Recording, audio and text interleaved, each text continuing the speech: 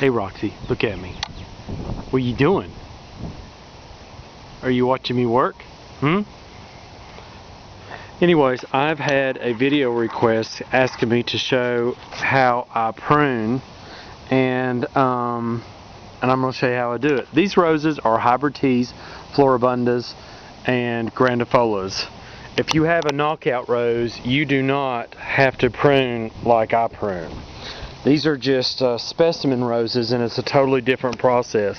And the reason why we prune is to manipulate and shape the plant and to encourage it to keep blooming. Now, on the actual plant itself, there is a 5-leaf leaflet. There'll be some that's only 3 from the top coming down.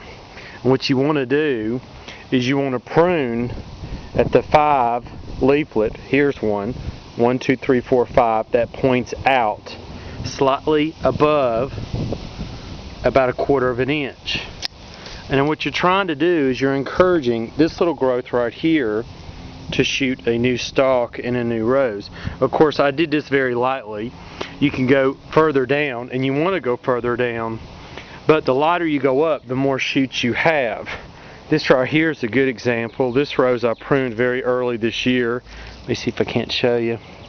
You can see this stem I'd pruned here once before. Here's a new one coming out, and I'd pruned here. And these shoots are going to be roses. Of course, this one here, the freeze got it last time, which is okay because I actually needed to slow the roses down. But anyways, and the whole purpose is to do the one going out because it causes a new growth to come out from the bush. You don't want it to grow into the bush. This right here is a good example about how I manipulated this plant very early on in its life. It's close to the fence right here.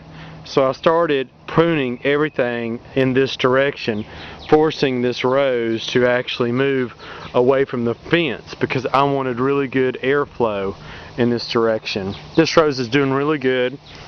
It's got a lot of places where it's come out where I pruned. You can see here where I pruned it last year. This right here is the new growth coming from the 5 leaflet, and this leaflet was right here. You can see where it used to be, and it just like dies off. Same thing right here. This one came up, and see, this rose was probably maybe about right here, and I came down to the 5 leaflet that is on the out, and then I cut it, and then that encourages this new rose, this new rose, this new rose. As it goes down the stem on those 5 leaflets, a rose will come out. That just gives you good idea. If I want this rose to really start to be totally fresh, totally new, I'll severely prune it, and then it causes a lot of new growth to come out from the bottom. But that is something you shouldn't do only in very early spring, and maybe if the rose is very, very stressed. I know it probably wasn't a good explanation, but here's another good rose that I can show you. This guy here, he got nipped by the frost really bad. Now I definitely need to prune it. You can see the new growth right here, but this is a 3 leaflet. I want a 5 leaflet away from the inside of the plant. So idealistically, this one right here is perfect for it. The 5 leaflet, and I take my pruner right above it, but right there, snip it,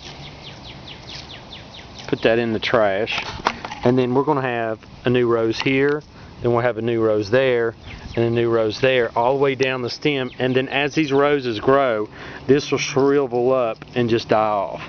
That's a pretty good overview.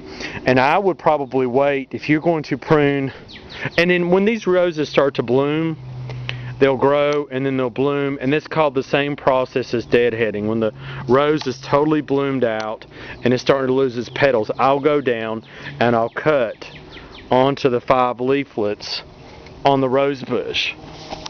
Anyways, I hope that answers your question. This rose is trying to bloom. I got a lot that's trying to bloom.